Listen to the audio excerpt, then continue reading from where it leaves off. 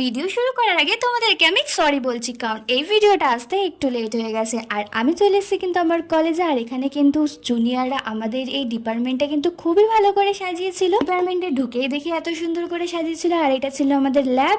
তো এখানে কৌশিক কিন্তু প্রচুর ঘেমে গেছিলো, তার জন্য ও অনুসার ওড়না দিয়ে মুছতে শুরু করছিল। তারপরে আমরা ক্যামেরার সামনে একটু ঢং করতে করতে শুরু হয়ে গেল পারফরমেন্স। এখানে জুনিয়ররা কিন্তু খুবই ভালো নাচ করেছিল। ভিডিওতে গানটা দিতে পারবো না, কারণ তোমরা সেটাই সবাই জানো, তার জন্য গানটা দিলাম না। আর এখানে জুনিয়রগুলোর নাচটা কিন্তু বিভৎস ভালো করেছে।